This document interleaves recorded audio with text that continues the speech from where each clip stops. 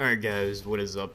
And this game's coming in partly late because I had to go turn on my PVR to grab this game, but we ran into a lobby against someone who I'm actually subscribed to. He's a fairly big commentator. He has 35,000 subs, I believe, and his name is Boblawblaw, and he's pretty big for the tutorials, and he's a pretty big beast in the Call of Duty community.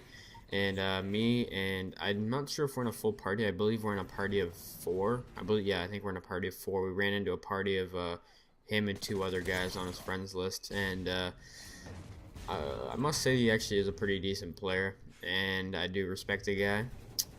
But we're just going toe to toe, us 4 against his team of 3. But I don't know. I thought it was a cool gameplay to put up, just something different, different than the average, just me destroying a team or something like that. Not trying to sound cocky, but most of the gameplays that people post are, they're good games. So this game was decent, but I just thought it was something different. You guys wouldn't mind it. But something that I find interesting, or that I've been thinking of lately, is the dashboard. And the dashboard is on the PlayStation as well. It's all you have to do is sign out of the PlayStation network in the middle of a game. And you guys know what dashboarding a game is. It's where you leave the game partway through, not just by leaving the game, but by going to the dashboard of the Xbox 360. Or or just signing out of the PlayStation Network in the middle of a game or something like that, or before you're gonna lose. And a lot of people don't really have a problem with it, but I really do, because I base myself on my win-loss, and it's really been bugging me a lot lately. And I hope for Black Ops 2 now. I don't think they'll be able to do this, but they have it done in Halo, which is really cool.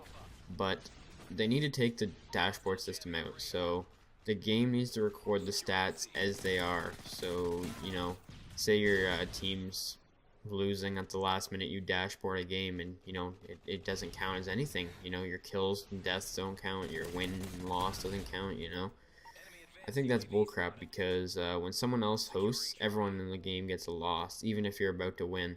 So only the host doesn't record it for like anything, which I think is some pretty retired stuff. Because I was in a game the other day, I believe it was on Underground, and I went about 30, I think I went like 30 kills and like 41 deaths. Probably the worst game I've actually ever had. Well, not really the worst. I was playing the objective like crazy. We're going against this party of 6, and we were in a party of 6, and man, it was a really close game. I was running my support class, my tryhard tac insert class, and it was just complete beastifying between both teams. And at the last second, at 197 in the domination game, the host dashboard, and it gave me a loss for that, and it's kind of bullcrap. And you guys can see right here, my friend Dempsey, who by the way is a beast. He drops a MOAB on Boblawblaw and on his squad, which is kind of impressive. I'm not trying to take a shot at Bob or anything like that. He's a pretty good player, clearly.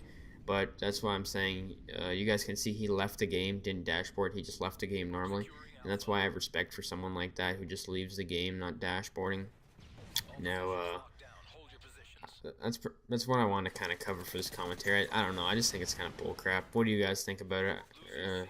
You always see people dashboarding when you're doing good. It's always, it can never be when you're doing bad. It's always when you're like doing good.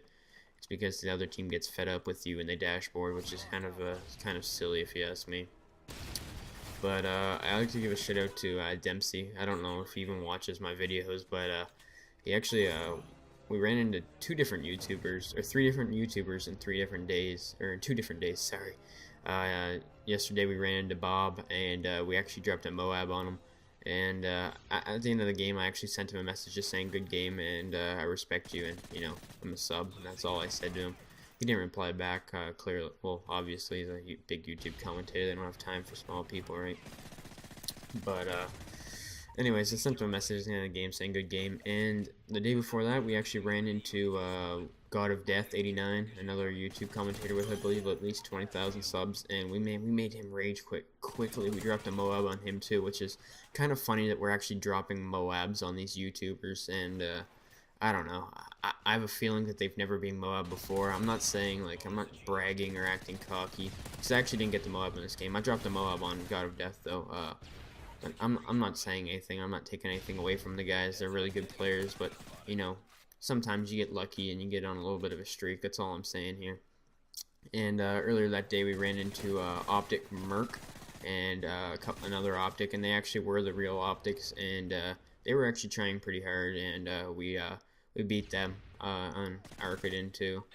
But I just thought it was kind of cool that we actually faced 3 different YouTubers. What's the odds that I got into a lobby with 3 different YouTubers? I don't know, I thought it was kind of cool. But anyways, guys, here's just proof it's the real guy. Hopefully you guys enjoyed the video. I will have the next live comm session up for Black Ops coming up soon, next day or two. But anyways, hope you guys enjoy this late night commentary, and have a nice night, guys. Peace.